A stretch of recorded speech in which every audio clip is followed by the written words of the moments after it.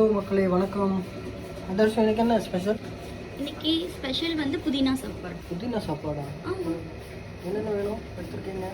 புதினா சாப்பாடுக்கு புதினா ஒரு கைப்பிடி அளவு புதினா எடுத்திருக்கு. அதுக்கப்புறம் பச்சை மிளகா, இஞ்சி பூண்டு, அப்புறம் இதெல்லாம் வந்து தாளிக்கிறதுக்காக எடுத்திருக்கு. கருவேப்பிலை,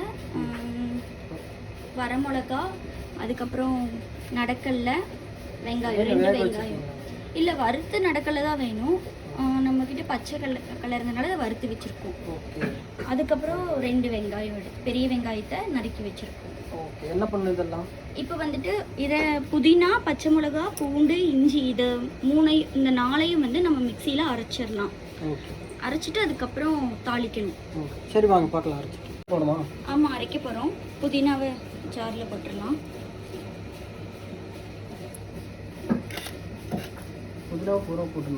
புதினா எல்லாம் ஒரு கைப்பிடி அளவு தான் எடுத்திருக்கு. அதை வந்து எல்லாத்தையும் உள்ளே போட்டுட்டு இந்த பச்சை மிளகாவையும் போட்டுட்டு அப்புறம் பூண்டு இஞ்சியும் உள்ளே போட்டுக்கலாம். போட்டுட்டு இதை அரைக்கலாம். அரைச்சிட்டு வந்தாச்சு. புதினா, இஞ்சி, பூண்டு, பச்சை மிளகாய் எல்லாம் போட்டு அரைச்சி எடுத்தாச்சு. என்ன பண்ணணும்? இதுக்கப்புறம் தாளிக்க போகிறோம். இப்படியே வா டைரக்டா? இதெல்லாம் போட்டு தாளிச்சிட்டு அதில் மிக்ஸ் பண்ணணும். ஓகே, அதை போட்டு தாளிக்க போகிறோம். ஆமாம். ஓகே வாங்க. இப்போது கடாய் சூடாயிடுச்சு. இப்படி தொட்டு பார்த்தா தெரியும். அதுக்கப்புறம் எண்ணெய் தேவையான அளவு எண்ணெய் ஊற்றிக்கணும். எவ்வளோ எண்ணெய் வேணுமோ அவ்வளோ எண்ணெய் ஊற்றிட்டு நல்லா காய விடணும்.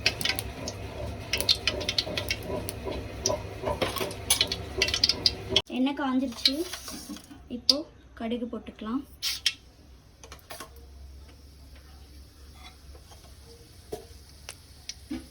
கடுகு போட்டு அது கூடவே கடலைப்பருப்பை போட்டுட்டோம்னா கொஞ்சம் வெந்துடும்.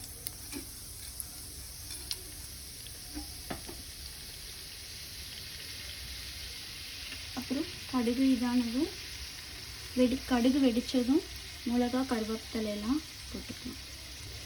கடுகு வெடிக்கணும். இப்போ கடுகு வெடிச்சிருச்சு, கடலைப்பருப்பும் வெந்துருச்சு. அதில் வந்துட்டு கருவேப்பிலையும் வரமிளகாயும் போட்டுட்டு அது கூடயே வெங்காயத்தையும் 2 வெங்காயம் அதுக்கு முன்னாடி நடக்கல்லையும் அது கூடயே போட்டுருங்க.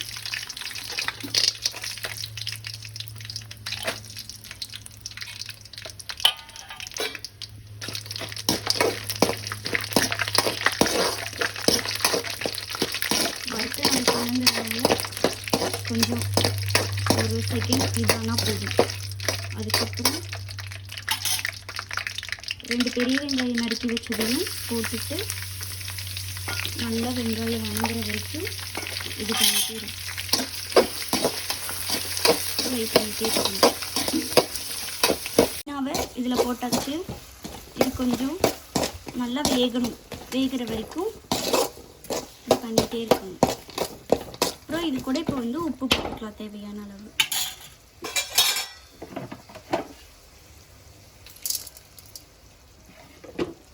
தேவையான அளவு உப்பு போட்டுட்டு இது நல்லா வேகட்டும். கொஞ்ச நேரம் மூடி வச்சிடலாம்.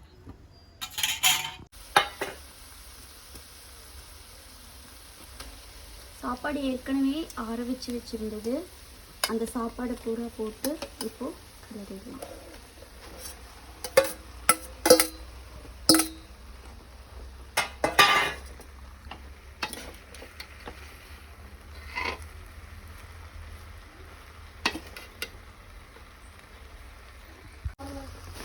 நல்லா கலரிடணும். சாப்பாடு எல்லா பக்கம் பரவுற மாதிரி நல்லா கலரிடணும்.